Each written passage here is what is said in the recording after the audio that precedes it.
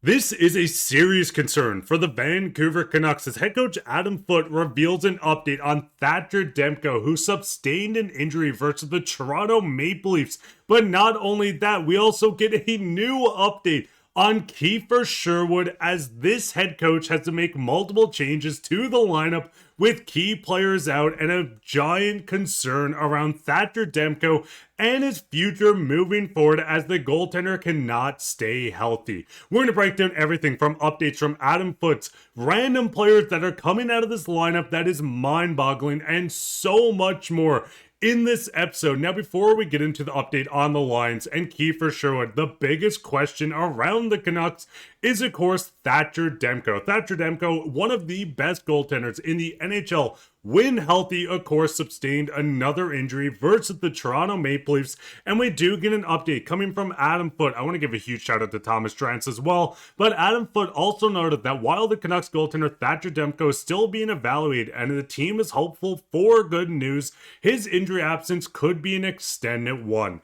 Now, with the team looking to get the first overall pick, you're without Thatcher Demko, so you're going to lose a lot of more games. Now, listen, Kevin Lankinen has been good. Tolopilo was recalled from the Abbotsford Canucks, but with Thatcher Demko, a goaltender that's already missed a substantial amount of time over the past 2 seasons, the Canucks management needs to sit down and figure this out. I mean, looking at Demko, this year, going into 20 games, he had played in that. But the big thing is, last season, 23 games. The year before, 51. And he was a Vezina candidate nominee during that season with Thatcher Demko. This is a goaltender, once again, I wish nothing but the best. A goaltender that wins you games, steals you games even. But with Thatcher Demko being out yet again, if this does trickle down to an extended period of time, yes, you help yourself in looking at getting a top 3 pick in this draft, which could be franchise altering. But at the end of the day, and the biggest thing around Thatcher Demko is, of course, that 3-year extension that this management group did give him. Now, when he's healthy, is he worth 8.5? God, yes. This is an incredible goaltender that once again can single-handedly steal you games. We've seen it time after time. The Canucks go out and get outshot 40-20. Thatcher Demko stands tall. You win 2-1. This is a team that is a better team with Thatcher. But even just looking at the last calendar year, going back in 2025, we can see he signed his 3-year contract extension. Since then, an undisclosed day-to-day injury. He missed 2 games. A lower body injury, week to week, missed 12 games. If Thatcher Demko yet again misses another handful of games, 10 games, 12, even more, this is a management group that needs to figure out what direction. We know the direction, the rebuild, that they're at least promising. We want to see them go out and actually make those trades. Once again, Thatcher is one of my favorite goalies of all time, right behind Roberto Luongo, of course. But with Thatcher, what do you do at this point with a goaltender that can't stay healthy? That's going to be someone that wants to win games. We know Thatcher Demko is not the youngest goaltender, 30 years old. They're still in their prime. But at the end of the day, if you're going into a 3, 4, 5-year rebuild, let's be honest, this management group will probably try to rush it if Thatcher Demko is going to be 33 at the end of this deal, or even further.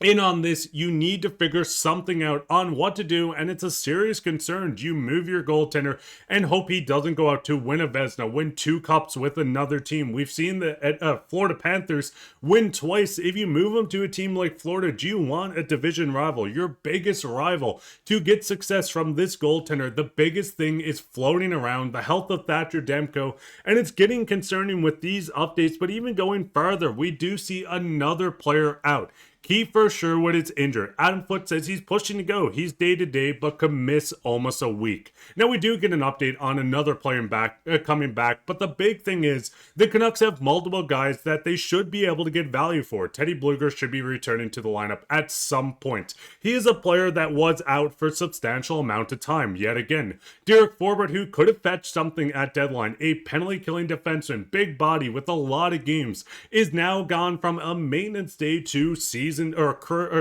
ending. This is where the Canucks need to figure it out. Yes, you want your most value for your guys. Kiefer Sherwood, one of the hottest names on the market. But if you're letting Kiefer Sherwood play an extended time, if you're going into the Olympic break, if you're getting close to deadline, of course, every team needs to worry about an injury happening to their players. But with the Canucks being sellers, why not get your value now? Kiefer's only out for a week. That is the big and the bright spot on this update. But if Kiefer Sherwood does go down with an injury, which we wish happens to no one in the NHL, the Canucks could lose out on their top asset going into this trade deadline. Once again, you're dealing with a lot of injuries. You can see within the lineup, Kiefer Sherwood out for at least a week. Thatcher Demko could be a long period of time. Marco Rossi is out. Filip Hronek may be back this season. Teddy Blueger may be back very soon. And Derek Forbort seems like he's done with the Canucks. At the end of the day, this is assets to your right, left, wherever it is. You need to move on from these guys. And it's only a matter of time when the Canucks are going to start that fire sale. They have multiple guys they need to move. But it gets tricky when you're looking at a lineup and you have a lot of young names finally getting in.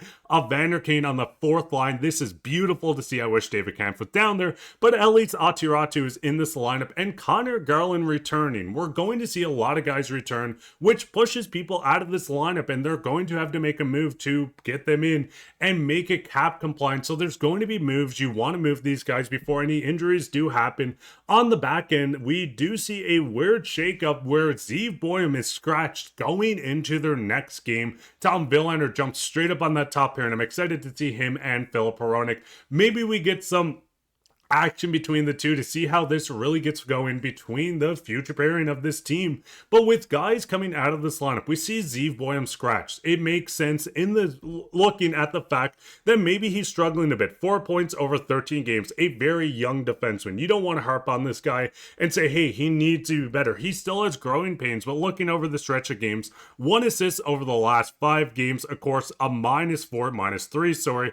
This is a team that needs to scratch more players. Looking at the lineup, Brock Boeser, once again, a very good Canuck. One of my favorite forwards of all time is someone that's been struggling. Jake DeBrusk got scratched. Guess what happened? He got his butt into gear and started working towards getting a bigger sample size. And we see Pettersson, DeBrusk, and Linus Karlsson was a great top line before split up. So maybe scratching some of these guys. Vander Kane, I know you want to get his value up, and now with him on the fourth line, it's probably not helping too much. But guys like Brock Boeser, Vander Kane, giving these guys a game off to get them back into the situation where they can compete, go in game after game and really show what they are. This is a concerning thing with the head coach, with the management not moving people, with Thatcher Demko's health.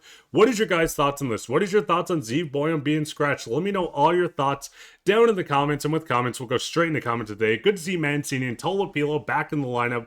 Keep them up, and we can see on the defensive end, Tolopilo is starting, and Victor Mancini is drawing into the lineup for, of course, Zeev Boyum. I do like the sense of getting young guys in. I'm not saying scratching Zeev's a bad idea, but there's a lot of guys on this team that probably deserved to be scratched at some point. But let me know all your thoughts down in the comments, and you could be featured on Comment of the Day. While you're down there, leave a like, subscribe, share this with your friends. We'll be back with another episode, so keep your eye out for that. But I've been your host, Mark Bye. Take care, Canucks fans. Go Canucks, go. Maybe we'll finally see a win tonight.